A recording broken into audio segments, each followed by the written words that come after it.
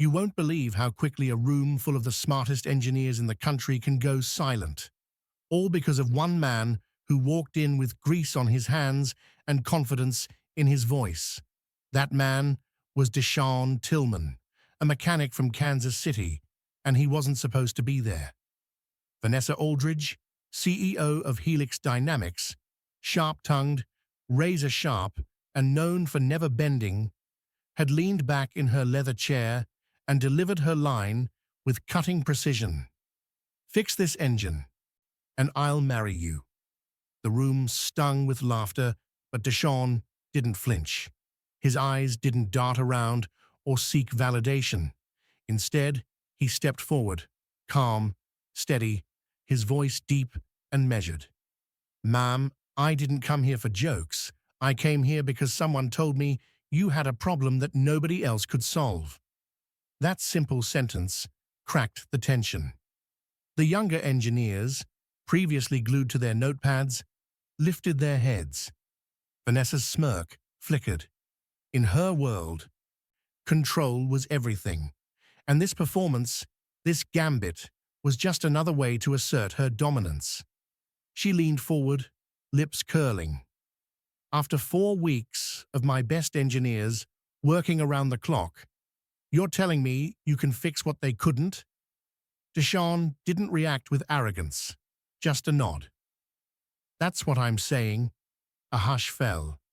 Behind Deshaun, the prototype engine, Helix's supposed revolution, rested on a rolling platform, wires and panels exposed like a wounded animal. It was supposed to be the breakthrough to catapult the company into the history books, more efficient, more powerful, but it hadn't once performed, stalled, sputtered, collapsed in every test. And Vanessa had delivered the mocking line like a show, a reminder that she was the one in control. But as she watched Deshaun unpack his toolkit in that glass-walled chamber overlooking Dallas, something tugged, a memory of her childhood, of her math-teaching father hunched over a station wagon's engine. Greasy hands, the smell of oil, her tiny voice nodding along, even when she didn't understand. She pushed it down. Now was not the time for nostalgia. Deshaun knelt by the engine, his tools laid out with quiet purpose. One of the senior engineers muttered, "This is ridiculous. He doesn't even know the specs."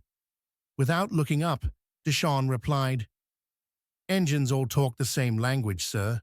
Some just whisper in ways you haven't learned to listen to yet." Even Vanessa paused. Curiosity flickered in her eyes. Pride, though, refused to falter.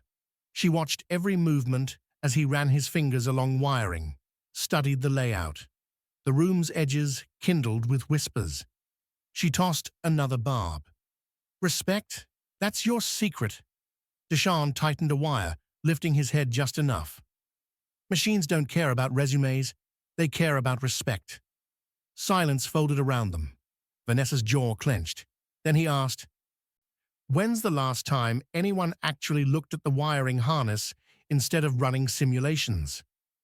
His question hung in the air like a challenge to their smart degrees. Vanessa scoffed, but inside, curiosity twisted tighter.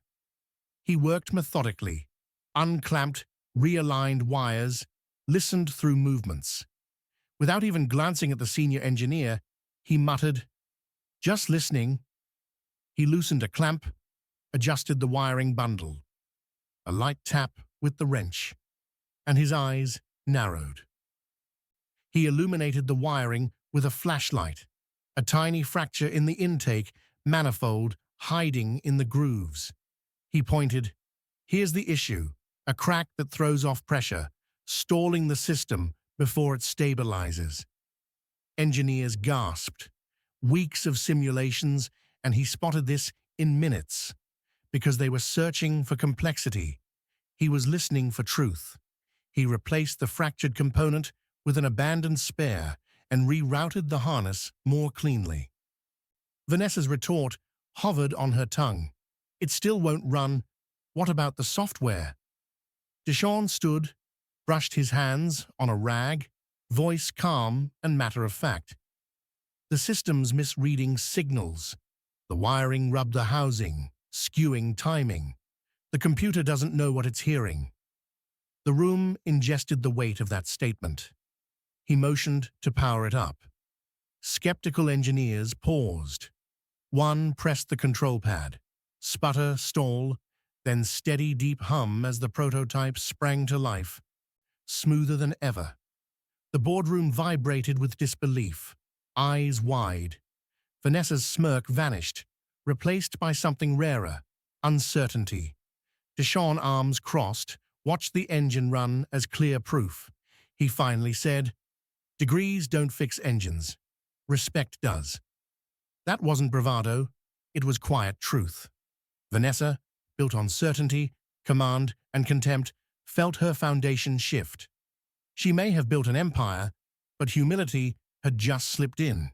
The engineers stared, changed, not in the wake of data, but in the face of respect being practiced. Vanessa, heart racing, swallowed the urge to dominate. Instead, she offered the only response she was capable of in the moment. "Mr. Tillman, I underestimated you." He tilted his head, half smile, neither boast nor apology. "You're not the first." That landed harder than any insult. She exhaled. "What you did today, you embarrassed me, not by making me look small, but by reminding me how small I was acting." Another silence, this one softer. He nodded. Sometimes the hardest engines to fix aren't on the table. The lesson echoed deeper than the engine's hum. Meetings adjourned, but nobody moved. Engineers lingered, replaying every click and whisper. Deshawn packed his tools as if he'd done his job and walked lightly, leaving behind more than a repaired prototype. He left a lesson.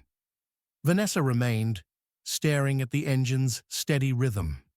It wasn't just running, it was teaching. Later, during a board discussion, instead of investor projections, she began with something unexpected. Sometimes the answers we need don't come from the top. They come from the places we're too proud to look. Heads craned. Some engineers exchanged looks. That room had shifted. Deshawn had come in as the underdog, the mechanic no one believed in. He walked out as the one everyone was listening to. Not because he talked the loudest, but because he listened the deepest. Pride met humility. Respect triumphed. Vanessa learned that greatness isn't measured in suits or degrees. It's measured in quiet attention and listening. And in that high-rise boardroom, a mechanic reminded them all of that. I reshaped everything.